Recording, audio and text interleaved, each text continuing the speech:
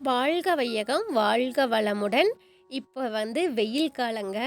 மார்ச்லேருந்து April, மே, June 4 மாதமும் வெயில் காலங்க.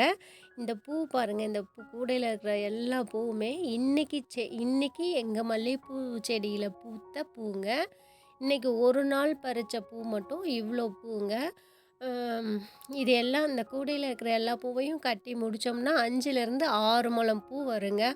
அவ்வளோ பூ பூக்குதுங்க ஒரு நாளைக்கு. இந்த செடிக்கு நாங்கள் இவ்வளோ பூ பூக்குது, இந்த செடிக்கு நம்ம என்ன பண்ணுனா இவ்வளோ பூ பூக்கும் அப்படிங்கிறத பற்றி இன்றைக்கி பார்க்கலாங்க. செடி பாருங்கள், ஒரு செடி தாங்க இவ்வளோ பூ பூக்குது. இதுக்கு நம்ம வெயில் காலத்தில் தான் இந்த மல்லிகைப்பூ சீசன். நிறைய மல்லிகைப்பூ பூக்குங்க.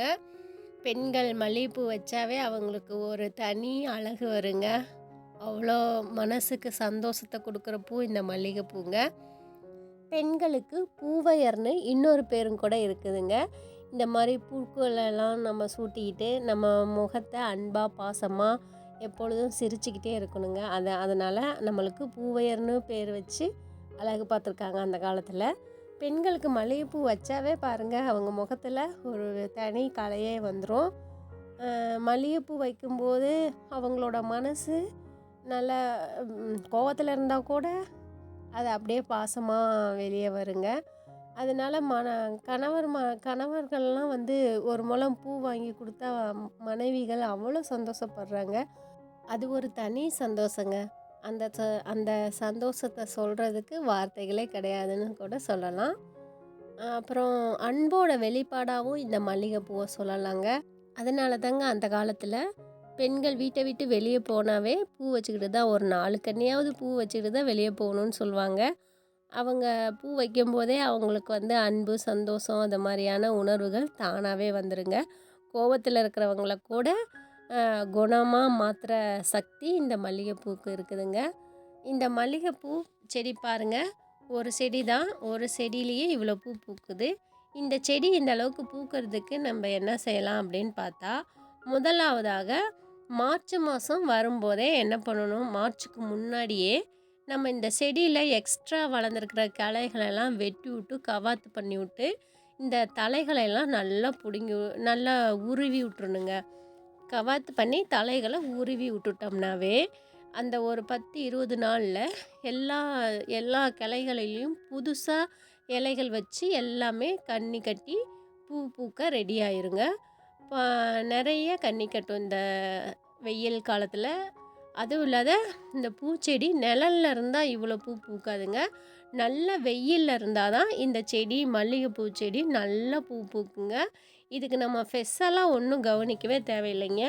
நம்ம மார்ச்சுக்கு முன்னாடியே நம்ம இதெல்லாம் எக்ஸ்ட்ரா வளர்ந்துருக்கிற கிளைகள்லாம் வெட்டி விட்டு கவாத் பண்ணி தலைகளெல்லாம் உருவி விட்டாவே போதுங்க.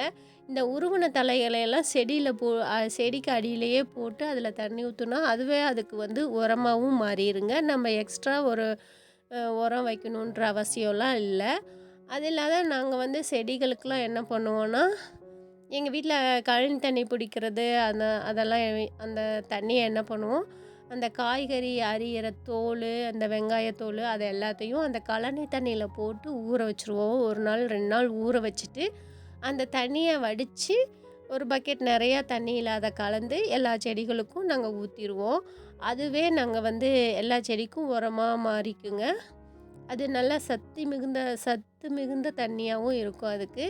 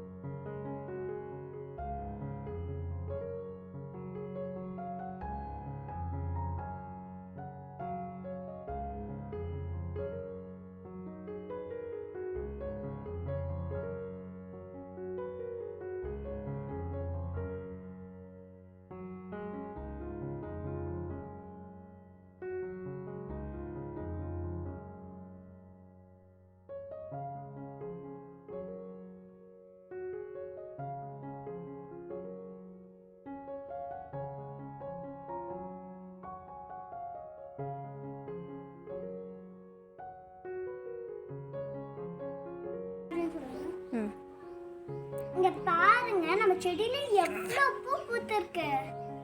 பாருங்க மல்லிகைப்பூ செடியில் நிறைய பூ இன்னைக்கு பூத்திருக்கு. நம்ம இன்னைக்கு இதை கட்டி நம்மளாம் வச்சுக்கலாம். நம்ம செடியில நிறைய பூ பூத்திருக்கு. நம்ம கொஞ்சம் டீ வச்சு குடிக்கலாமா? பாருங்க மல்லிகைப்பூ டீ வைக்கலான் இருக்கோம். இதில் ஒரு 10 பூ போட்டு டீ வச்சு எப்படி இருக்குதுன்னு பார்க்கலாம்.